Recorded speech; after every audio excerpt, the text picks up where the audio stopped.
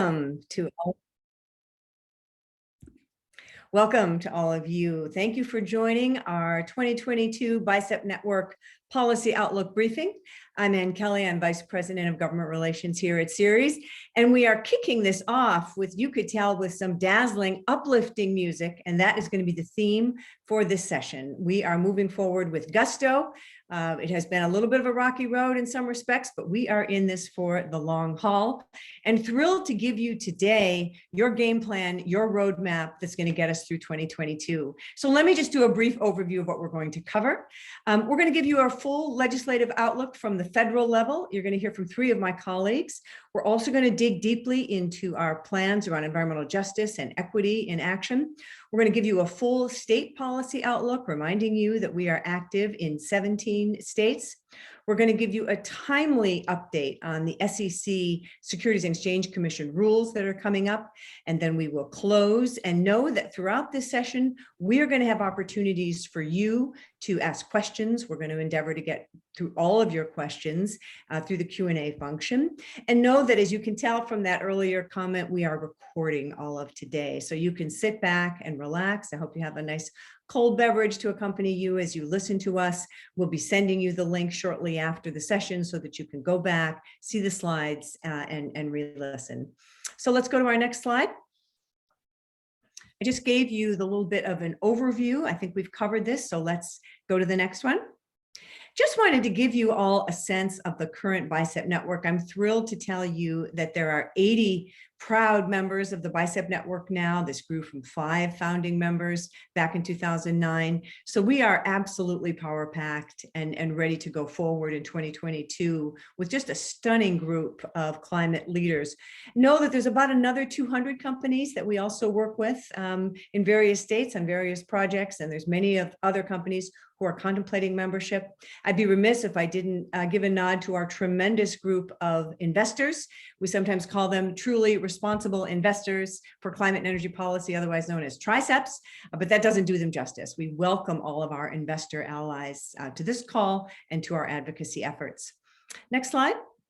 So in a moment, I'm going to ask my colleagues to just put the link to the BICEP Network Outlook in the chat so you have it. We've already sent it to you, but want to make sure folks have this online. This is your full roadmap again, and we are going to pull out today the key highlights. Know that we are keeping on the cutting edge, and we are updating this information on a regular basis. As you know, things are changing quickly, and we want to make sure the information you are getting is up to date.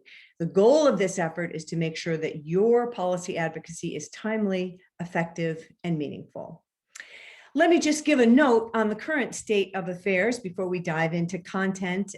We are watching things closely, and to be candid with you, when it comes to climate policy, it has not been an easy process. This has not been a cakewalk, as all of you know. We're reminded of what Martin Luther King said when he talked about change. And he said that change does not roll in on the wheels of inevitability, but comes through continuous struggle. So we are in that struggle. This is what democracy looks like. We're happy that you are in this struggle with us, and we are in it for the long haul. We are not giving up. We know there are twists and turns. We are in touch with the White House very regularly to get very specific. You all heard President Biden, no doubt, yesterday comment on the Build Back Better bill and the likelihood that it will be broken up into parts. Know that we are deeply committed to making certain that those climate provisions are passed, making sure that the environmental justice provisions are intact. And you're going to hear my colleagues in a moment talk about that in particular. We also stay in close touch with the White House and our very close Senate and House colleagues to make sure we are pivoting our strategy to accommodate what changes are taking place. But let me say that we are most optimistic and hopeful. Some of you saw Gina McCarthy's op-ed in today's Hill talking about she has never been more optimistic about our ability to pass meaningful climate legislation. And don't forget, there is an a robust regulatory element to what we do. And so we'll be talking today about the regulatory elements, which are the other branch of government. And we are so thrilled with what the Biden administration has been able to accomplish. I'd be remiss if I didn't refer to that third branch of government, the judicial branch, and please rest assured that we are paying close attention to the crucially important Supreme Court case that's going to decide the question around EPA's authority to regulate greenhouse gas emissions. There is an emerging amicus brief, and several companies are aware of this. If you are interested in joining that brief, please see me offline. The deadline for filing that brief is January 25th, but know that we are watching the case very closely. So with that, I'm thrilled to say that we have the Ceres all-star team with us today. We can go to the next slide. You're going to hear from many of my colleagues throughout. But let me first say that if you have a question, we'd be happy to have you put it in the Q&A. We are going to be tracking these questions throughout today's session. Ideally, we can answer them live. If for any reason we can't, we will get back to you individually. So next slide, I can introduce three of our stars on the federal team. First, Zach Friedman, who's Director of Federal Policy. Next, we'll hear from Kezel Stokes, who's an associate on our federal policy team and an expert in methane. And finally, we'll hear from Levi, who will talk us through our deforestation campaign. I'm going to turn it over to the three of them. And again, a warm welcome to all of you. And Zach Friedman, over to you. Thanks so much. Thanks so much, Ann, and thanks to all of you for being here today. For those of you who don't know me, my name is Zach Friedman. I joined Ceres as Director of Federal Policy in the middle of last year. And to those who do, it's been a pleasure working with you, and thanks for all your leadership, which has gotten us to where we are today. I just want to give a high-level outlook of key policy opportunities and moments on the calendar this year, and let you hear from my rockstar colleagues on some of the more detailed policy areas where we think we can have a huge impact. How can we start anywhere else than next steps on the historic climate investments from the Build Back Better package? Just to get us to where we are today, this is the $550 billion in clean energy investments that we pushed for and that the House passed in the fall. These are extended tax, clean energy and transportation tax credits for businesses and consumers, investments in clean energy manufacturing and supply chains in the US, resilience investments and incentives to address legacy pollution and create a civilian climate corps, and clean energy procurement to leverage the federal government's purchasing power to expand and lower costs in these markets. These investments will get us more than 80% of the way to reaching the US National Climate Goal released last year in the NDC, and is our last best chance of ambitious federal climate policy for years. As everyone knows, Senator Manchin threw a wrench in our plans to pass the whole package at the end of last year, but a few weeks ago, even he said that the climate investments are the easiest to come to agreement to in the Senate. And this is due to the strong business support by folks on this call and your peers. And then yesterday, as Ann said, President Biden acknowledged the same fact that the climate investments have the strongest support in the Senate, and the fact that the bill may need to be split up with climate investments serving as the foundation for either a large climate-only package or climate plus whatever else can get 50 votes, or a more focused, larger package. We are pushing to get something to celebrate at President Biden's State of the Union address scheduled for March 1st. So we're preparing a targeted set of meetings and media opportunities in the middle of February. Please be on the lookout for invitations and opportunities there. We'll be targeting Senator Manchin and the moderates around him with businesses and other key stakeholder voices from those states and sectors that resonate with those moderates. Next, what we call winning the big win from 2021. We need to work with the administration, federal congressional delegations, and leaders in the states to ensure that the clean energy investments in the BIF, the Bipartisan Infrastructure Framework, or formerly known as the Infrastructure Investment and Jobs Act, that will get granted to or competed for by the states, is spent in the most climate and economically beneficial way to make sure that folks feel and see the benefits of these investments, to encourage our champs and to strengthen support for further investments. And again, these are billions and tens of billions of dollars in investments in EV infrastructure, grid, public transit, resiliency, legacy pollution, efficiency, hydrogen, and CCUS. Third, we hope to see you at Lead on Climate 2022. For those of you unfamiliar, that is our big annual lawmaker, education, and advocacy days, where we present the business case to bipartisan members of Congress on the case for ambitious federal climate policy. We need to do as much as we can before the summer, when attention will swing to the midterm elections, and need to ensure the business support for ambitious climate action is known by all candidates and elected officials. And finally, like in previous years, there may be a chance for to sneak in clean energy tax credits, extensions, and spending in the end of year lame duck omnibus bill. And we will, as Ann said, we will continue to keep folks updated. We're following this minute by minute, talking to folks in the Hill administration day by day. And with that, I'll let Kezel Stokes, my colleague and expert on methane, present that.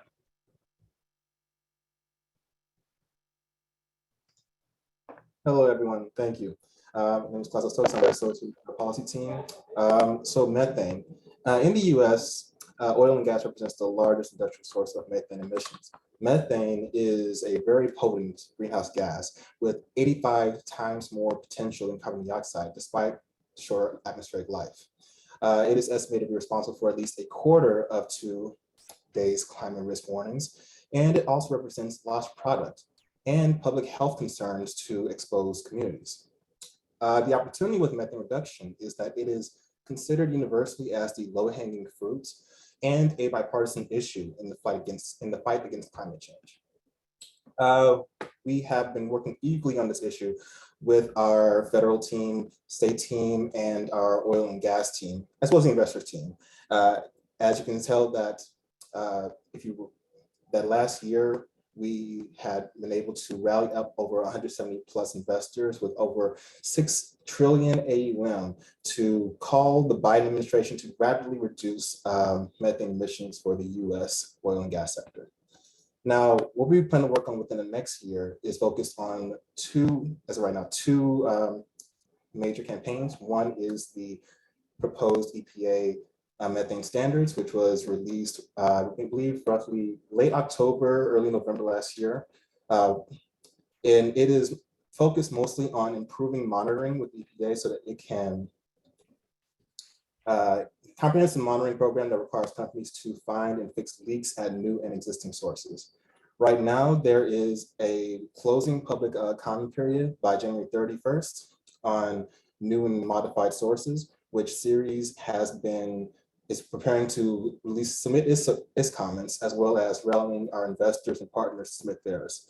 Following the year, later around spring, we also plan to issue a supplemental proposal comments as well. Next issue that we plan to work on is the methane emissions reduction program that it was introduced as part of BBB. Right now in the Senate, it is being sponsored by Sheldon Whitehouse. It is very complementary to the proposed EPA standards with no duplicative redundancies. What it essentially does is that it charges oil and gas companies for any methane emissions above a set threshold. The generated revenue will be given back to oil and gas companies to help promote further incentives and technological advancements to reduce their methane emissions. In the form of rebates, as well as portions of the generated revenue will be used to aid frontline communities that have been disproportionately damaged by climate change. With that, I would like to turn over to my colleague and friend, Levi. Thanks, Kezel. And on that joyful note, we are going to talk about deforestation, which is even more exciting and happy. But yeah, so this is a problem that if you've been paying attention to world news in the past few years, you've probably noticed that places like the Amazon have experienced really rapid deforestation. And that's both a problem if you're a nature lover like me, but also if you care about climate and our goals toward climate, because a lot of our goals sort of pre-assume that we are going to that the Earth is going to continue to absorb carbon at the same rate that it that it has been. Thank you for the background shout out there, Amna. That the Earth is going to continue to absorb carbon at the rate it has been historically, and we're finding out that as we continue to chop down forests, that is not the case. So this is really, really important to meet our goals and our NDC goals set by the president recently.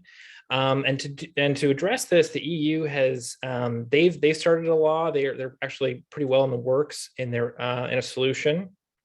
And Senator Schatz and Rep. Blumenauer of Oregon, they have introduced a U.S. law that would do some pretty key things to address this issue with U.S. companies and the U.S. market. What the bill would basically do would target these 6 commodities being rubber, soy, cattle, palm oil, wood pulp, and cocoa. And it would take these commodities and basically make it so that there's a fee if you import these commodities without taking reasonable care to ensure that these products were grown without the use of deforestation. These are all very high space, basically very intensive on space. You think about cattle and wood pulp, these are things that take a lot of space. So there's this incentive for farmers to chop down forests, burn down forests to make more space for more farmland, right? The other thing this bill would do would basically be to set up a foreign assistance fund so that countries that are having a hard time addressing deforestation with their own resources would have some additional resources to do so. It would also basically set up a procurement preference so that products purchased by the United States, which is one of the largest, if not potentially the largest purchaser of goods worldwide, it treats products that are produced without deforestation as if they're around 10% less expensive. So it's actually a pretty significant thing on its own. So this is a really key bill. We think this is a really exciting step, utilizing market-based solutions to solve this. Right now, it has a single co-sponsor, a single Republican co-sponsor in the House, and this bill needs Republican support. We need bipartisan support for this to pass. It's not something we can do through reconciliation. And to get that Republican support, we need a surround sound of corporate actors to get out and support the bill. So what we're doing at Ceres is we're working with organizations that have been working on this this issue for a lot longer than we have, and we're working with companies that would be seriously impacted by the legislation to sort of create a dialogue. We're just starting the process of assembling a company working group with, again, companies that are very close, that have supply chains that would be severely impacted, to basically compile a list of concerns and issues they have with the legislation so that the sponsors can create the best bill possible that addresses the issue, but also isn't so cumbersome that they can't meet it. And we're hoping, as this campaign progresses, we're hoping for an opportunity for even companies that are just on the periphery of impact. So if just packaging is your biggest entry point into this issue, we're hoping for a way for you to weigh in as well down the road. But it's something to look out for in the future. So with that, I am going to hand it off to Cindy. Thanks so much for that background from all 3 of you. I would just say that Levi's background in forestry is virtual as well as actual. And I would invite Levi, Kezel, Zach, following your presentation just now, if there's anything you all want to put in the chat that offers more depth on what you've said, just feel free to do that. I'm thrilled to introduce Cindy Clark. She's a senior manager for regenerative agricultural policy, a stranger to none of us. She's been running a tremendously active working group this past year. Welcome to you, Cindy, and take it away. Thanks, Anne, for that introduction. All right, so I'm going to be talking a bit about the Farm Bill. I'm going to hit 3 topics, starting with our Climate Smart Ag and Healthy Soil Working Group. Who are they and what is Climate Smart Ag? Then dig into the Farm Bill and why it's such an enormous opportunity, and then conclude with some priorities that we're exploring for the Farm Bill. So what is Climate Smart Ag? Well, many folks know it as regenerative agriculture. And that's when a farmer chooses on-farm practices in order to improve the soil and then to enjoy these outcomes listed here on the right.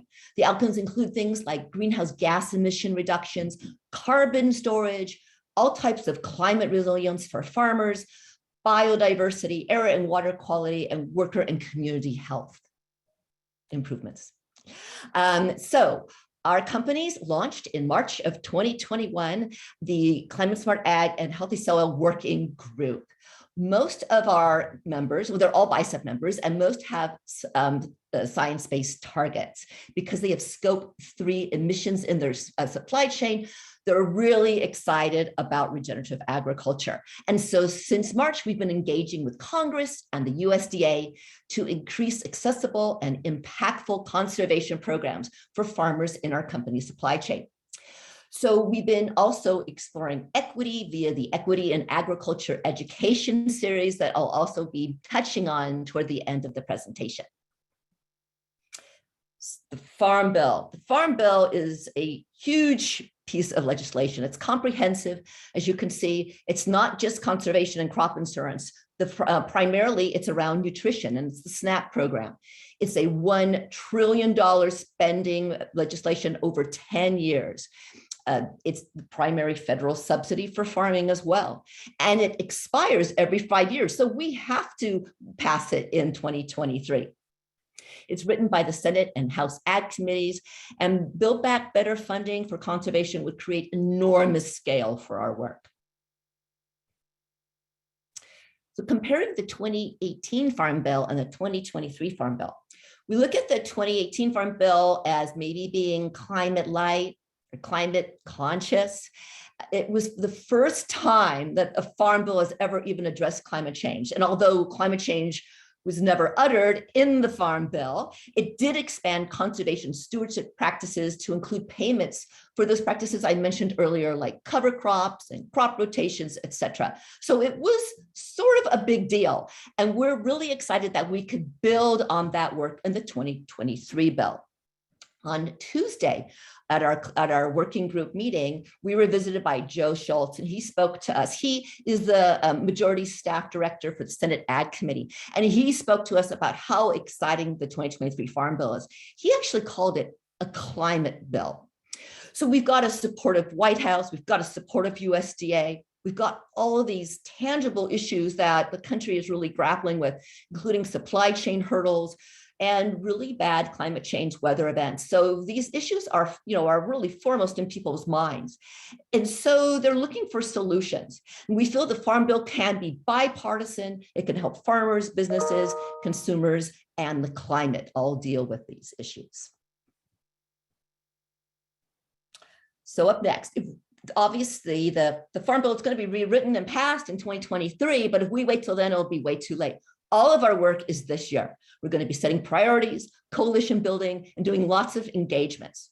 We're interviewing every one of our working group members to find out about their priorities. So far, we've heard about things like technical assistance build out, increasing partnership opportunities for our companies so they could better partner with the USDA and NGO folks and their farmers.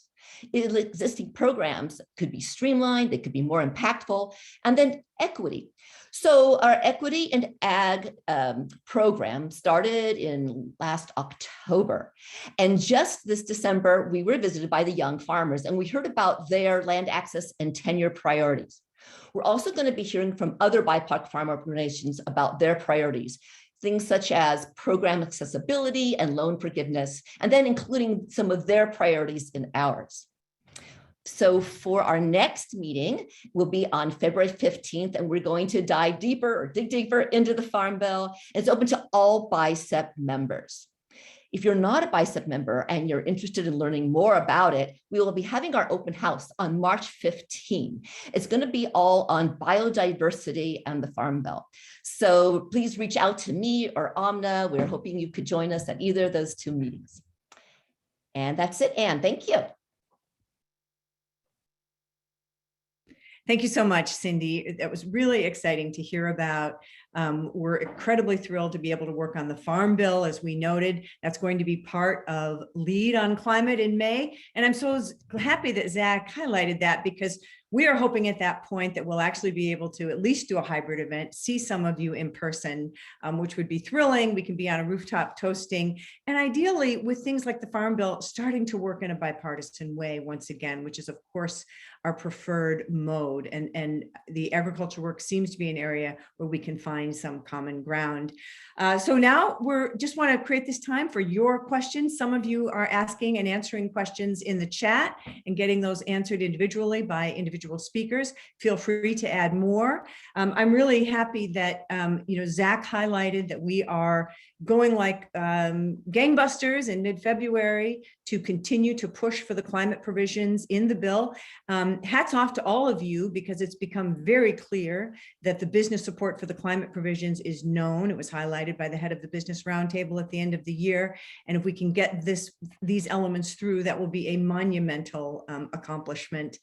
Thank you, Kezel, for that methane review. I want to specifically thank all the investors who are on the call today, who got behind that earlier methane letter, and know that in the next round of methane proposed rules that's coming out in the spring, in certain respects, these are the more important rules. We will be having more sign-on letters. A question came up in the chat. We will be inviting all of you to join that methane effort. And we've already commented on deforestation, super exciting, lots of work there. And I know Levi would be thrilled to answer your questions and get you engaged in that effort. A question came up as to whether or not, see if this question was answered, whether or not any of the administrative elements like methane are going to be made part of the overall reconciliation package, the climate provisions in the package. Zach, happy to have you take a crack at that if you'd like to answer the question that came up from Ryan. If you want to turn that over to you, Zach, go right ahead. Yeah, sure, thanks. And I think Kezel started to answer that. On the regulatory side, because a lot of, reconciliation requires a budgetary impact, spending or revenue. So those regulations, EPA regulations, don't usually pass what we call the bird bath muster for reconciliation. Yes, but the methane emissions reduction program, the fee and incentive program is in the House passed version, and that's one of the big areas where there is still a fight to keep that in a reconciliation package going forward. Okay, great. Thank you. And again, going forward is the key phrase there. Don't want anyone to think that we are giving up, or that because there's been a bump in the road, as I said at the start of the call, that we are in any way, shape, or form pulling back on what will be historic investments in climate action. So just to reinforce that, we are 100% forward on that. The reason we're covering other matters in lead in May is because we firmly believe that this will have been resolved by then, and positively, and this is one of the things that we can celebrate while we are continuing to win the other wins that Zach highlighted in his slides, winning the climate elements of the bipartisan infrastructure package, which are so crucially important, and winning other administrative victories that have taken place so far, of which there are many, and they don't get that much press. There's a lot of content offered today. I want to just remind those of you who are members of the BICEP network that every week we put out a written comprehensive update on all of our policy initiatives in the BICEP weekly update. If you are interested in that update and you're not currently a member, by all means, let us know, and we can make sure that you also get a copy of that. So welcoming questions at this point, either in the chat or in the Q&A. If there's anything that you need more information on, by all means, let us know. Again, this is a light top level summary, but all of the speakers you have heard so far have tremendous depth in each of the areas covered, and we're more than happy to give you summaries, more written material or background on anything that's been discussed so far. If we don't hear anything, I'd like to move on to our next topic, which is environmental justice and equity policy. And I'm thrilled to introduce three more of our rockstar colleagues. First, we're going to hear from Jane Manty. She is our Senior Manager of Environmental Justice Policy. Then we'll hear from Meredith Epstein. She is a manager on the federal policy team. And last, we'll hear from John Carlson, who's a manager on the state policy team. All of them are going to be talking about environmental justice and equity policy. Thanks so much to all of you for being here. And why don't you take it away, Jane? Perfect. Thank you, Anne. And hello to everyone. Again, my name is Dr. Jane Manty, and I'm the Senior Manager for Environmental Justice Policy for Ceres. At Ceres, we have committed ourselves to finding the various ways we could be an ally to the broad-based environmental and climate justice movements and amplify policy solutions that address both greenhouse gas emissions, legacy pollution, and climate change equitably. We welcome and fully support the much needed federal leadership of the Biden administration to advance the cause of EJ. For example, almost a year ago, the Biden administration launched their Justice 40 initiative, which is a whole of government call to action for all federal agencies to work with states and impacted communities to deliver at least 40% of the overall benefits of federal investments in climate and clean energy to disadvantaged communities, to develop map and screening tools and other analytics to inform the work of agencies and the public about where the greatest needs are, to propose methods to calculate and report on their progress towards equity, to develop or enhance federal public engagement practices, and to identify ways to go beyond this current call to action in pursuit of environmental justice. Well, in the spirit of Justice 40, the policy team at Ceres is also trying to find ways that we can align our policy endeavors with those of the environmental and climate justice advocates. To share more about our progress in these efforts, we'll first hear from Meredith Epstein, Manager of Federal Policy, and then John Carlson, Manager of Northeast States Policy. Meredith, passing to you. Thanks so much, Jane. So I am going to share some federal environmental justice initiatives and bills that we are planning on tracking and supporting this year. It's an evolving landscape, so we will continue to assess and look for new opportunities as well. And if there's something on this list or off the list that you're excited about working on, please let us know. We would love to hear from you. So Jane already spoke a little bit about Justice 40, which is the Biden administration's initiative to ensure that 40% of the overall benefits from federal investments in climate and clean energy go to disadvantaged communities. And performance towards that goal will be tracked through an environmental justice scorecard. Next, as Zach mentioned, our top federal policy priority currently is the $550 billion in climate and clean energy investments in the Build Back Better package. So we will expect and be advocating to ensure that those investments are distributed in line with the Justice 40 commitment.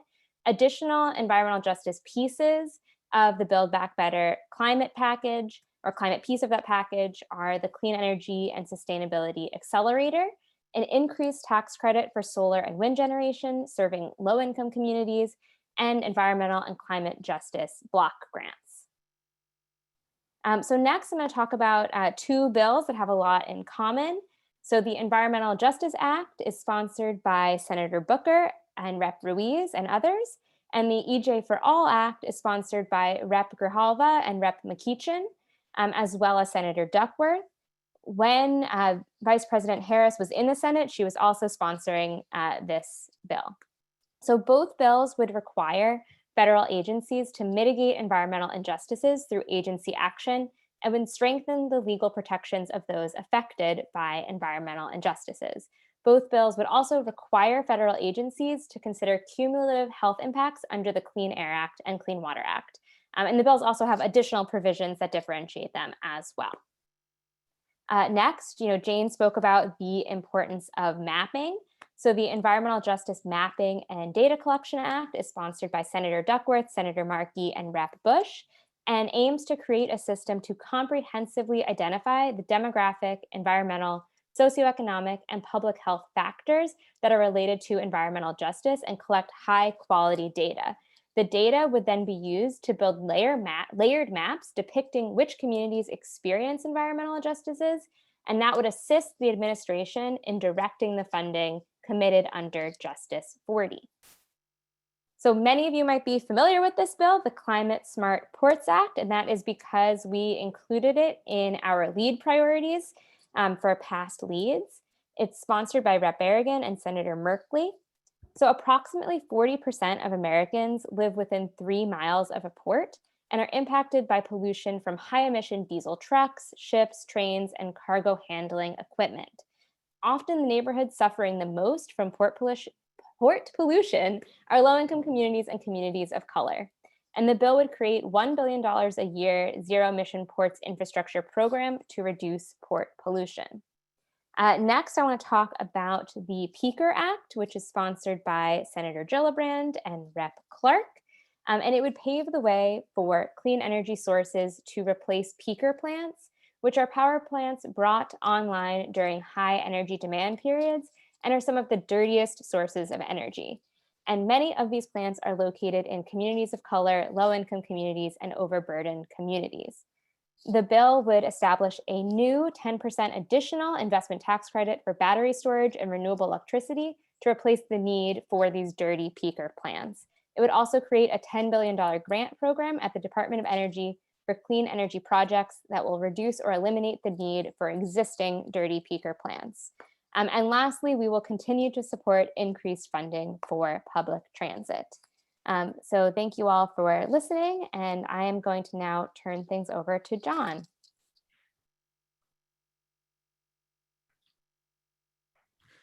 Thanks, Meredith. So on the state policy team, we've been hearing from more and more of many of you about equity issues, race, climate justice, environmental justice. So this is clearly rising to the top of your own policy considerations for state policy. We're tracking environmental justice initiatives in every state where we engage and among multiple regional collaborations. Those initiatives sometimes are taking the form of standalone bills, but at other times they're provisions within a larger package or as an administrative effort. So given that range of formats, I wanted to discuss the broad types of policies our team is seeing and supporting rather than listing individual bills in each state. Now, of course, our regional leads are each tracking specific policies in their states. So if there's any state where you'd like more detail, please reach out and we can discuss the landscapes and opportunities with you directly. So with that said, the three buckets I want to talk about are inclusive processes, air quality, and the just transition.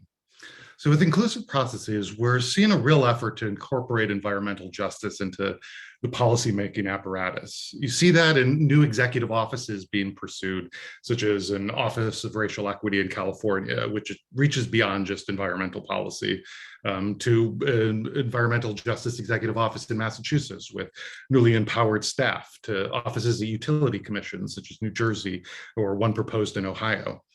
These are about building internal capacity and expertise among public employees. And in that way, they're distinct from the other part of this bullet point, environmental justice councils or equity bodies.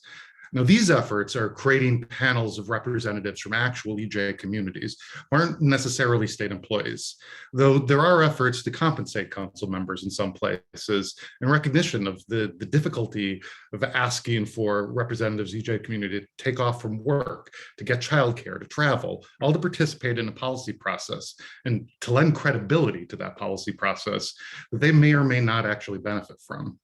Which is one of the reasons why these councils need to have real decision-making authority, including over dedicated funds. So that's, part of wherever we see these setting up, we're really advocating for that actual decision-making authority.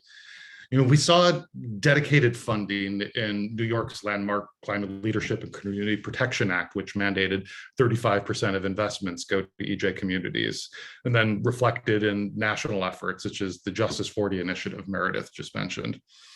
And especially when you're discussing dedicated funding, it's important to have clear definitions we're working with.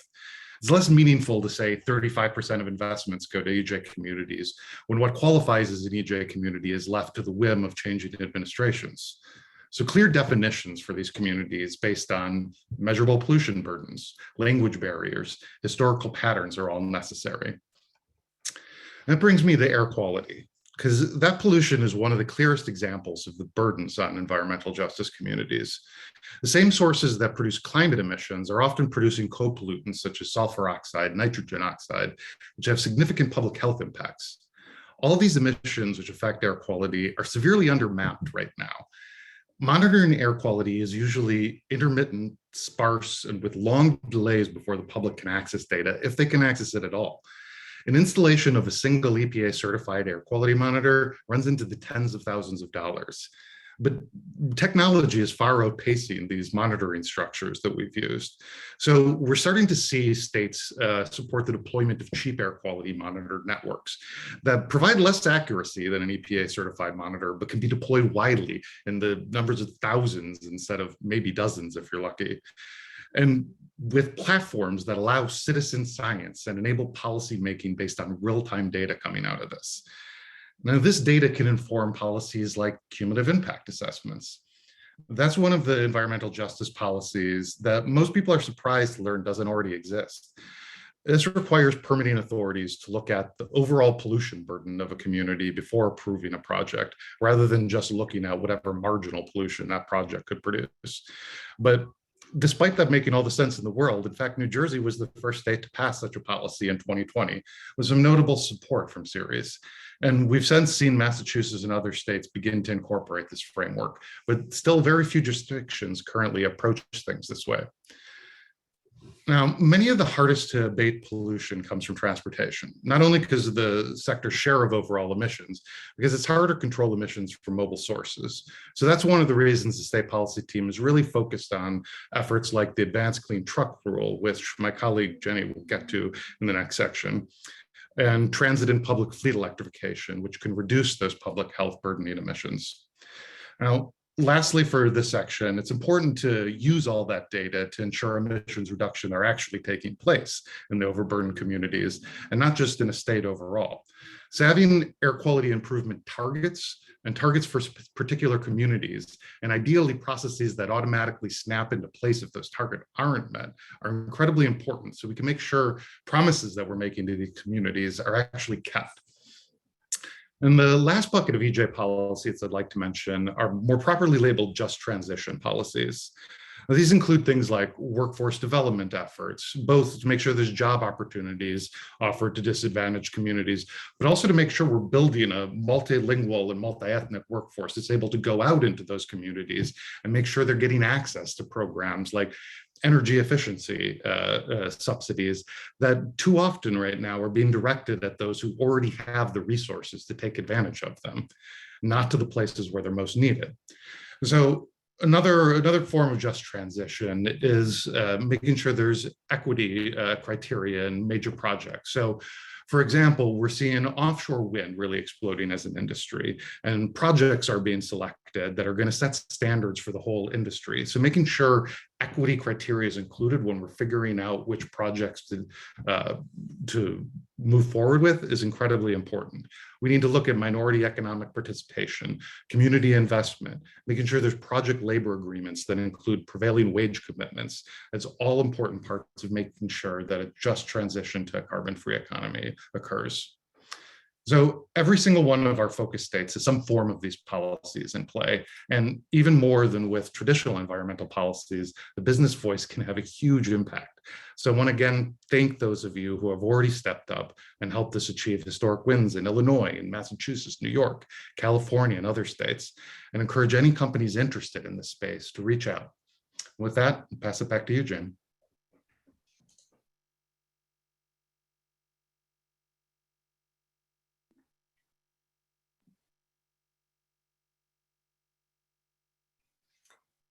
Okay, I think that Jane, go ahead. Great. It's okay. Thank you both, Meredith and John. To John's last point, yes, we really want to encourage our member companies to join us in advancing EJ-aligned public policies and to help educate our member companies on the kinds of issues that are related to environmental and climate justice. We started a monthly environmental and climate justice working group.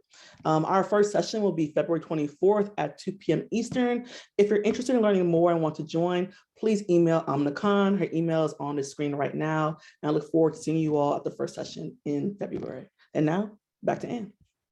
Thank you so much, Jane and Meredith and John.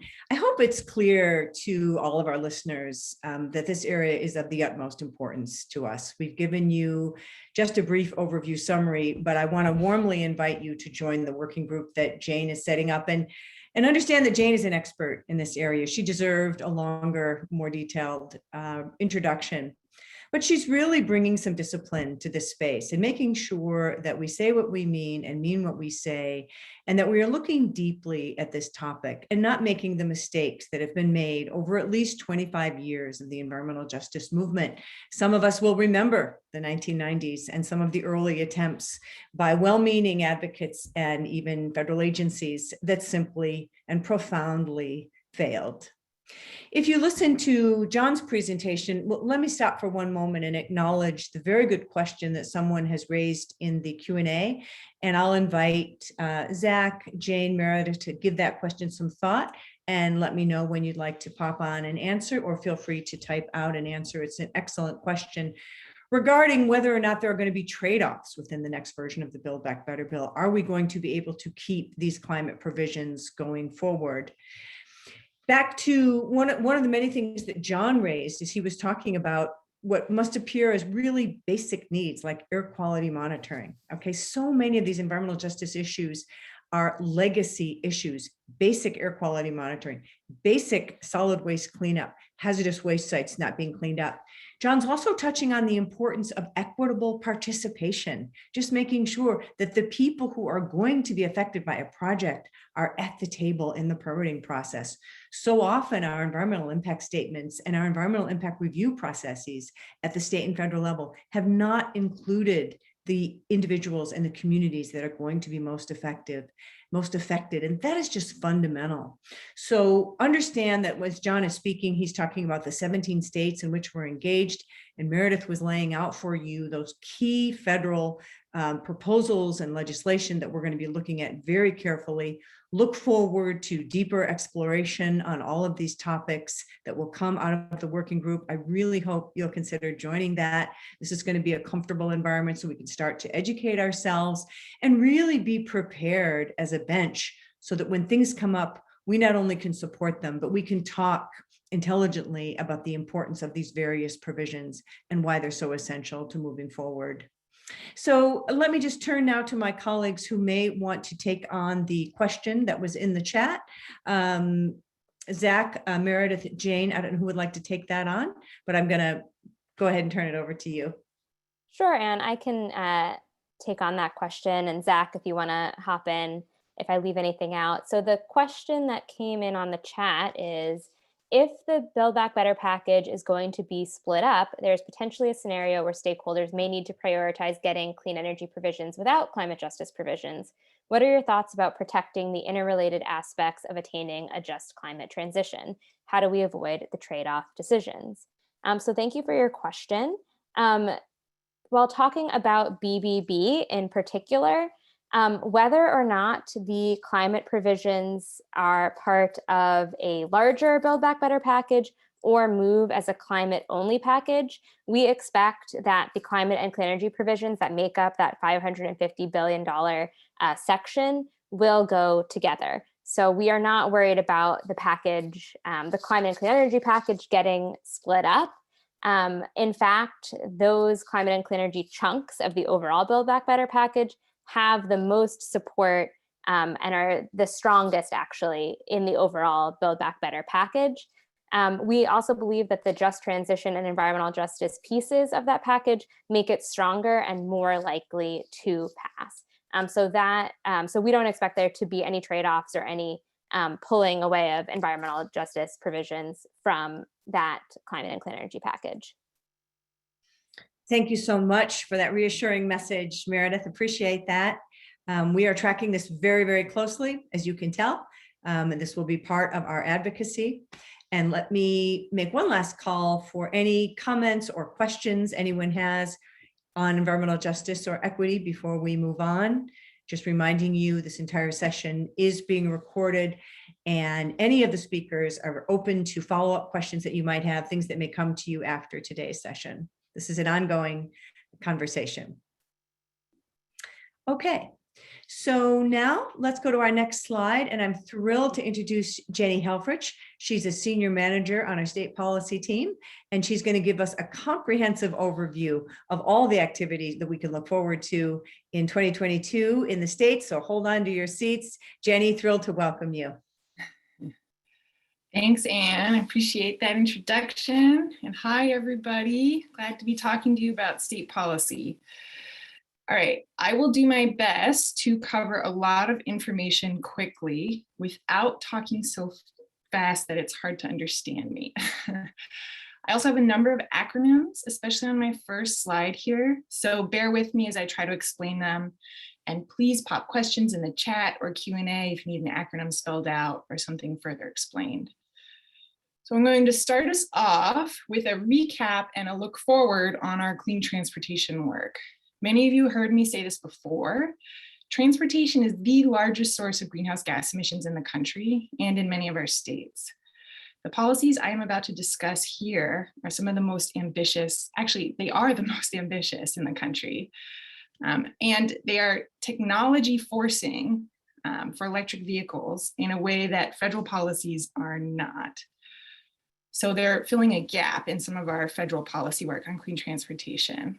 With your support, these policies can build the kind of cost-effective market for electric cars and trucks at the pace and scale that we need to keep warming in line with the Paris Agreement. I see them as truly essential policies. And even if you have never engaged on clean transportation before, I'm hoping you will consider working with us on these. So first, for passenger cars, light duty, or LD for short, we have the Advanced Clean Cars program. ACC has two parts: the low emission vehicle program, which is aimed at reducing emissions from gas cars, and the zero emission vehicle program that accelerates adoption of light duty zero emission cars. Advanced Clean Cars, or ACC1, has now been adopted in whole or part in 16 states. Last year, support from a number of you helped ensure adoption in Nevada, Virginia, and Minnesota. This year, we're looking to encourage adoption in Pennsylvania and Illinois. Now, Advanced Clean Cars, or ACC2, is currently being developed in California. This will pick up where ACC1 left off from model year 2025.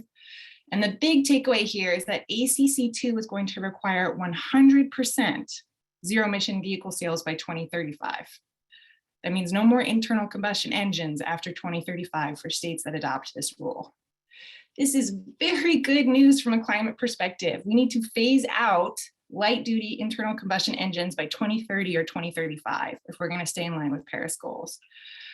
But the ramp that California is currently considering to get to that 2035 target is not quite as ambitious as it could be, as climate science says it needs to be, or as the cost data show that we really could achieve without too much cost impact. So we'll be coordinating support for a more ambitious version of Advanced Clean Cars too, and we need support from companies across the US.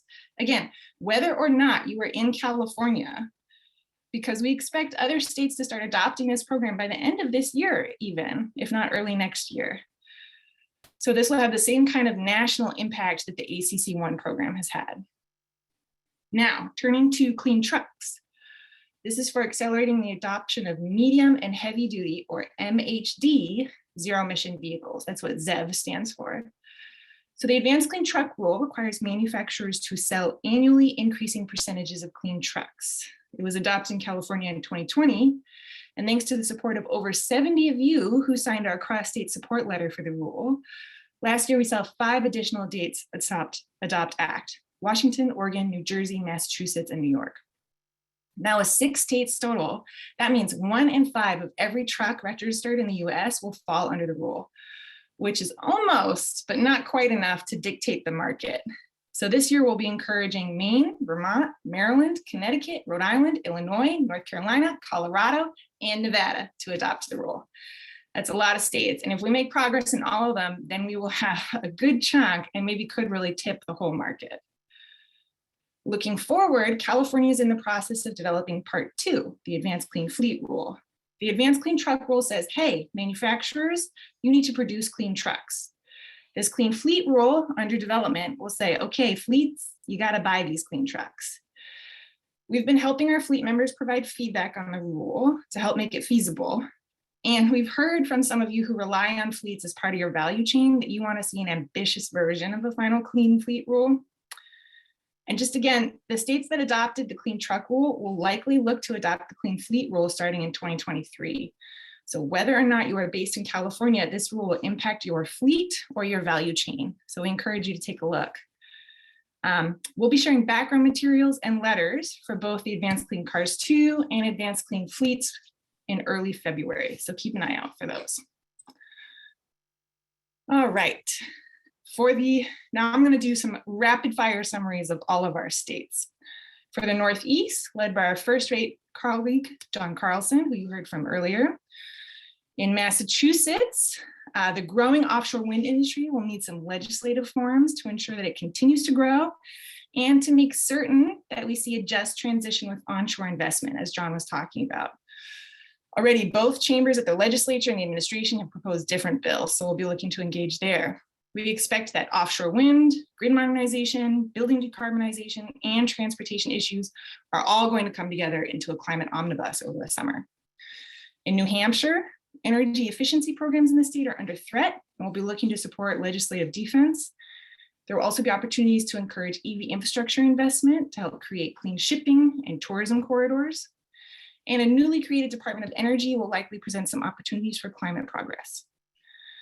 For our Mid-Atlantic states, shepherded by our laudable Dave Raba, in Maryland, we'll be coordinating support for legislation to require net zero emissions economy-wide by 2045. Very ambitious, we love it. As well as legislation for moving toward the adoption of the advanced clean truck rule, as I mentioned on the previous slide. In New Jersey, the priority piece of legislation will be a bill to codify Governor Murphy's Energy Master Plan goal of 100% clean energy by 2050 into state law. And in Pennsylvania, a top issue we'll be supporting is finalization of the state's participation in the Regional Greenhouse Gas Initiative, or RGGI. So it's a regional market-based initiative to reduce power sector emissions. We'll also be working with you all to demonstrate support for adoption of the Advanced Clean Cars 1 program, specifically the zero emission vehicles portion, which requires increasing sales of ZEVs like EVs. And finally, we'll want to support legislation to expand corporate property assessed clean energy, also known as CPACE, eligibility to include multifamily homes. Turning to the Southeast now, spearheaded by our brilliant Mel Mackin. In both these states, North Carolina and Virginia, we'll be helping you all engage in the regulatory implementation of major climate bills and energy bills passed in 2021 and 2020. The other primary focus for Virginia will be defense of current carbon reduction policies, the Virginia Clean Economy Act, states' participation in the Regional Greenhouse Gas Initiative, recent adoption of advanced clean cars. All these are already under threat in the legislature. For North Carolina, we'll be looking to support building electrification policies and adoption of the advanced clean truck rule. As for our Midwest states, steered by our stellar Dina Dennis, in Illinois, we'll be helping you engage on implementation of the Clean Energy Jobs Act, or CEJA, and we're planning to work closely with Governor Pritzker on pursuit of major new clean transportation policies. That includes joining the medium and heavy duty zero emission vehicle MOU, a multi-state MOU that encourages adoption of policies like ACT, the Advanced Clean Truck Rule. So we'll also be looking at having Illinois adopt ACT and ACC, the Advanced Clean Cars program. In Michigan, we're hoping to amplify company climate and sustainability commitments as part of an alignment with the forthcoming Michigan Healthy Climate Plan. And we're going to be supporting the continuation of the energy waste reduction standard, the energy efficiency goal for the state. In Minnesota, we want to engage you all in outreach to the Minnesota Chamber to influence the Chamber's energy and climate policy advocacy, which is not the best, and to bolster your support for Minnesota climate policymaker leaders who really need that political cover, especially at further work at the federal level.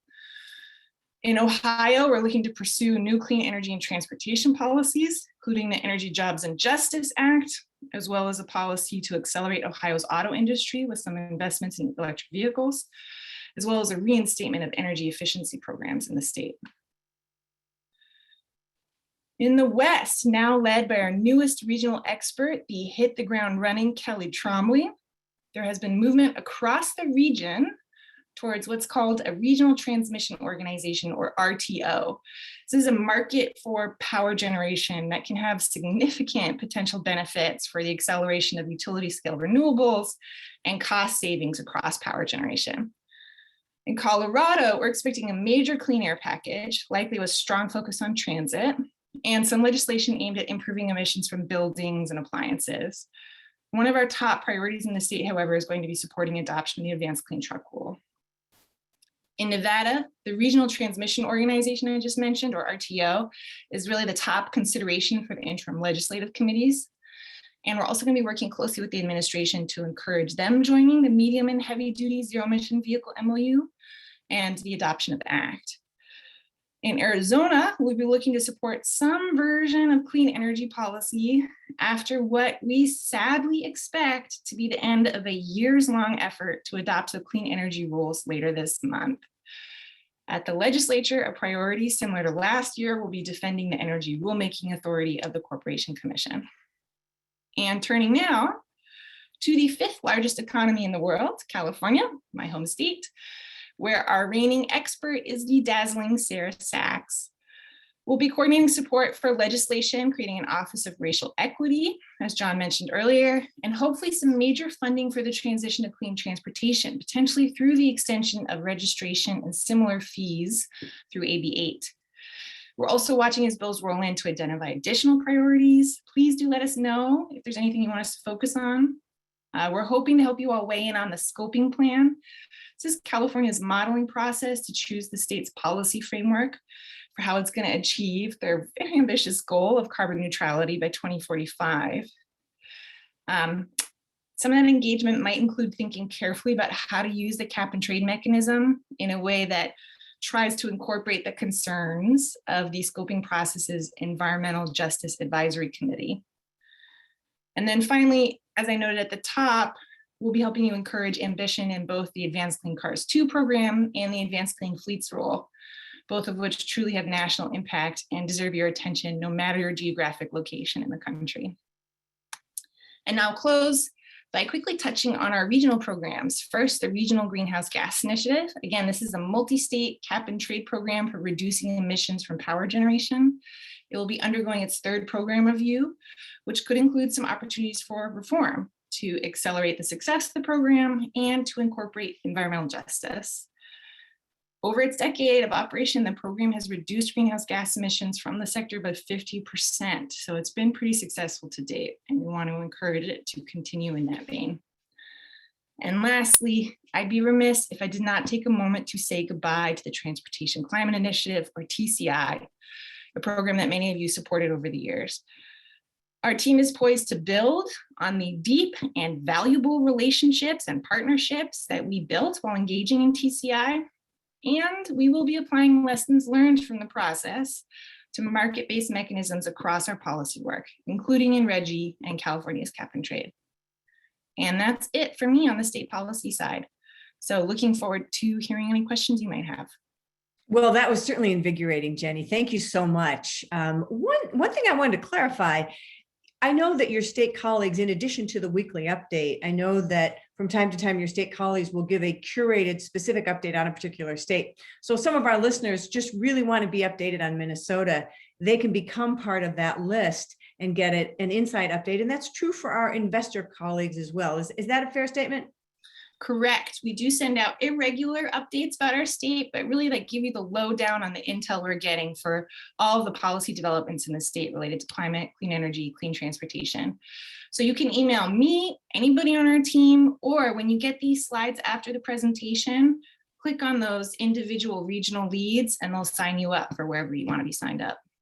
Great, because I know that a lot of work goes into those individual updates. And I know as a company, you might only want to know about, Virginia and Illinois. That's fine. We can give you that. We can give you the depth. And Jenny, you're an expert in clean transportation.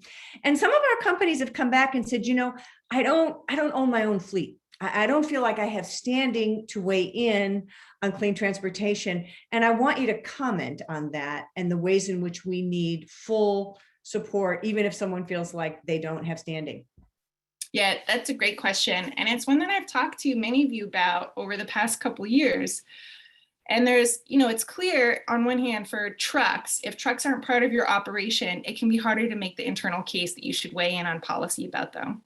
But we've also seen a lot of you start to do deeper analyses of your scope 3 emissions, and trucks are very likely part of your scope 3 emissions somewhere along the line, whether you're delivering a product, getting materials, or a platform that supports the delivery of products online.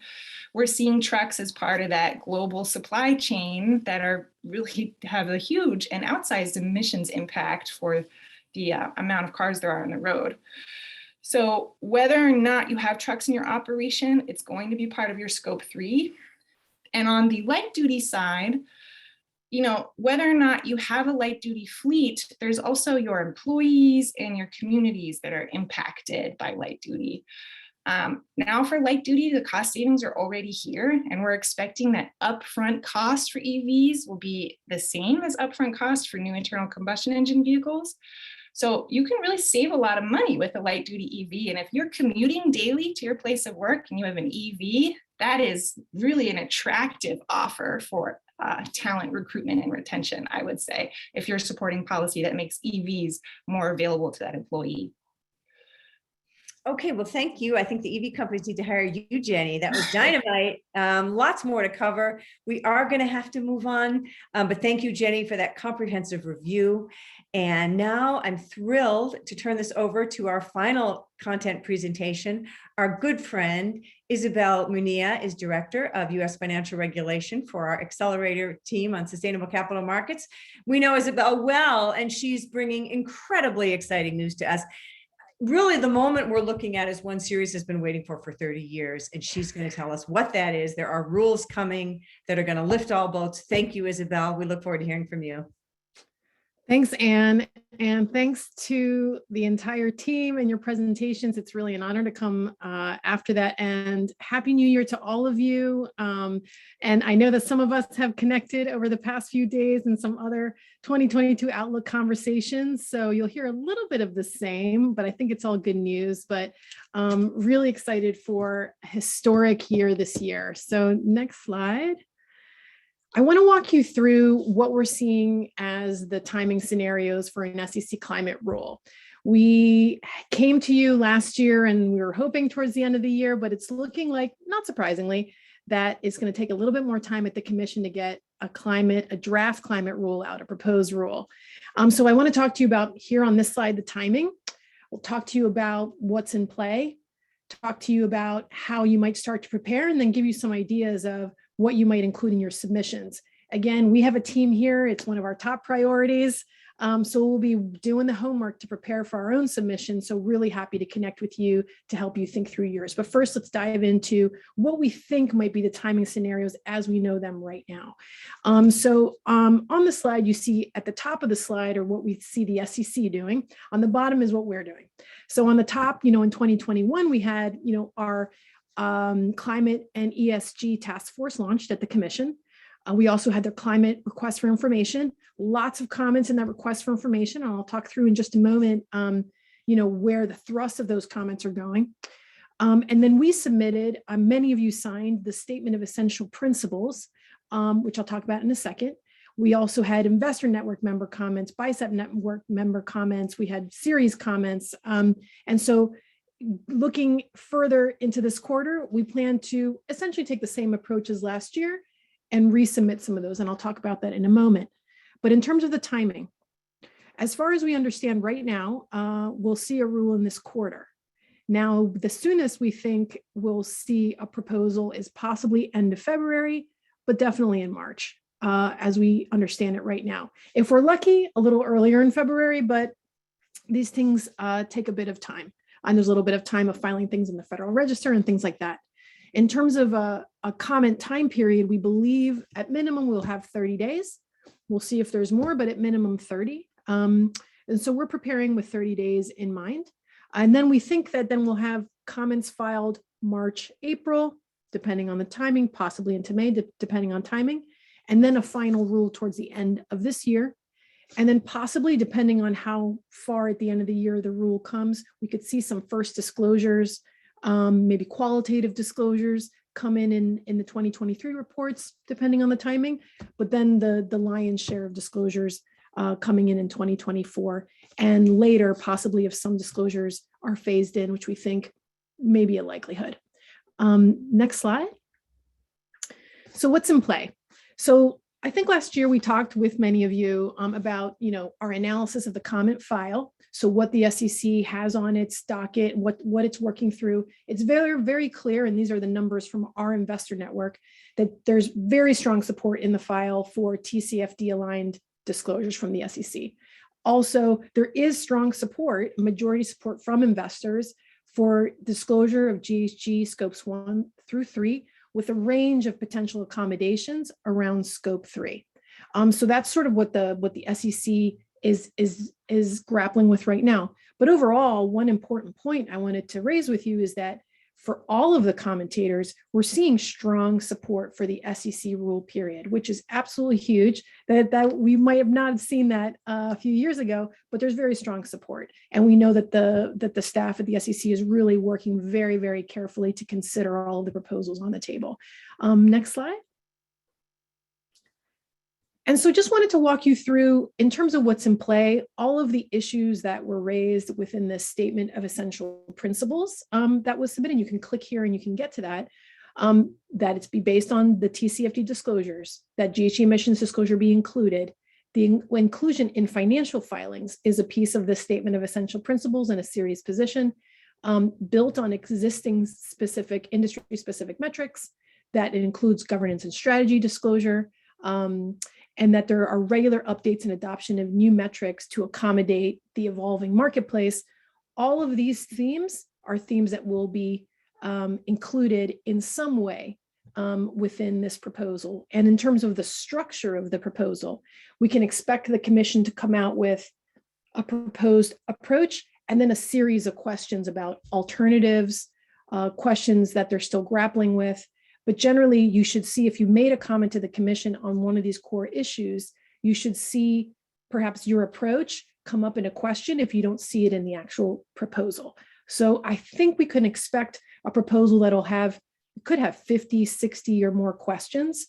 And we'll be doing our homework to prepare for those. Next slide.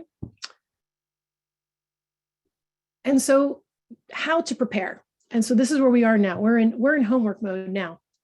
So we encourage you to influence the rule content, to review the statement of essential principles, sign on if you haven't yet, thanks to many of you who have signed on, begin preparing your own submission, respond to a cost survey. So this is one area that we've commissioned some research from ERM to support the collection of some data, some estimates of how much right now the baseline is in terms of climate reporting. We know that many of you are making really big investments already on climate reporting, preparing your systems, carbon inventories, and things like that.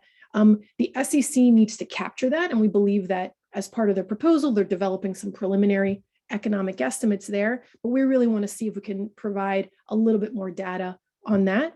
So we've commissioned ERM to develop a survey for both investors and companies and issuers that will try to draw out some estimates. So this will be anonymized data that will come out, estimates on class and size of issuer, and on certain types of expense types related to how you collect climate data right now. So that's going to be really important. We'll also be looking at other types of information that would support the SEC's cost benefit analysis, but that's one that will be coming your way probably beginning of February, and we'll leave that open for a little bit to gather some data and then hopefully have some good data to submit to the commission. And then a second big area of work for us, and we hope for you, is to consider creating really positive momentum and a groundswell of support for the proposal. So clearly there may be parts of the proposal that you don't agree with, or you would like enhanced or tweaked or changed, and that's fine. And we encourage you to dive into the comment process to do that. But when the proposal comes out, it's really essential that as a community, we welcome that proposal, and that Chair Gensler, his staff, and all the hardworking folks at the SEC just get that political space, that they're on the right track. They need that political space to get this critical work done. So we really encourage that you welcome the rule publicly when it's released, and that you share your position for investors with your portfolio companies, or for folks in your supply chain with your trade associations. Encourage them to support as well. This is a really good thing. And then we'll work out all of our opinions on the approach of the SEC. We'll get it done in the SEC comment process. That'll come out in the wash, but just to welcome it, I think is going to be really, really crucial at that time. Next slide. And that's it for me. That was a very high level, pretty quick. We have a team here that's digging in to all of these issues. We'd obviously welcome a chance to visit with you if you're doing the same, and to think through some of the issues that we believe are on the table. Obviously, things are a little bit different now than when the request for information closed back in June. last year, and we had the COP and a range of other things. So our sort of market context is a little bit different now. So we believe that we've got a little bit more and different things to say. So maybe I'll leave it there. Well, Isabel, thanks so much for that Sure. comprehensive update. And thanks to you and Randy for putting the letter of essential principles in the chat. So thrilled that you're still taking signatures on that. I'm wondering, some of our companies, well, of course, we deal with the real leaders, and many of whom want to offer generalized support, perhaps not getting into the deep details, but are quite excited about the welcoming and what would you advise if somebody wants to do a quote or a quick blog or an op-ed? Is your team keyed up to help folks craft their public positions in that regard? Absolutely. Absolutely. We have some options, and also happy to talk through any concerns. That will be really valuable for us to hear. If you have concerns that you're grappling with, it's really important for us to have a running list of what those are, so we can help address those concerns. And then, give you some options of what might be safe for you for the moment, right? So I think, again, a statement that welcomes the rule and also says we look forward to commenting on ways to make this rule stronger. For example, so reserving your right to disagree with pieces of the rule if you wish to do that, but just welcoming it and saying this effort is very timely and needed. Okay, we appreciate that, Isabel. And you can see that Isabel has been living and breathing in this role. She knows all the possibilities. In your earlier comments, if you want to talk about what's concerning people, of course, please. That it's scope 3. And you mentioned a comment where in your earlier slide, you talked about ways to accommodate scope 3. And I'm just wondering if you could give a hint as to what you might be getting at there. What Sure. might you expect? Sure. So in terms of, the SEC received a whole range of recommendations of ways to accommodate concerns around scope 3, or the fact that we're in the early stages of scope 3 data collection, verification, et cetera. So there's a few ways that they could come at it. They could, for example, phase in scope 3 requirements according to market cap. They could do it according to sector, according to SBTI's percentage of emissions within that are scope 3, so that 40% threshold. They could do it according to materiality. So there's a few ways that they could slice and dice that. But then also, one of the recommendations that many of you have raised, but investors have raised as well, is the potential for a safe harbor from liability on scope 3, or having some kind of phased in liability. We know absolutely the commission is working through all of those potential approaches to just make folks feel more comfortable. They're also studying very closely, estimation methodologies and the extent, how far they are, the state of the art. So I think we can expect to see the proposal address those specific concerns and hopefully see some creativity around that accommodation. But we can go further into that. We have a few slides, I think maybe from a previous BICEP meeting, that kind of goes into some of those options we see in the record. We can recirculate that, Ann, also, just so folks have that. I'm happy to walk folks through that as well. Okay, great. Well, I want to assure our listeners that we are going to have you back on a regular basis, Isabel. And I'm sure when the rules come out, your team is no doubt planning on some kind of a briefing or a summary that folks can take part in. Absolutely. And I can flag that right now. So what we'll do, probably about 10 days out from when we receive the proposal, we'll do our internal analysis to understand what it is, and then do a briefing where we will, as much as possible, give you sort of our assessment of how we feel about certain pieces of the rule, but at minimum, we'll give you an assessment of what it says and what we believe it requires. I think hopefully we'll be ready to opine on whether we believe X or Y is the best approach, but we may reserve our right to think about things a little bit longer before we make recommendations. But at minimum, we will definitely have a briefing to walk through any issues and talk about them and unpack how and get your recommendations on how Ceres should be viewing some of these issues. Yeah, okay, that's great.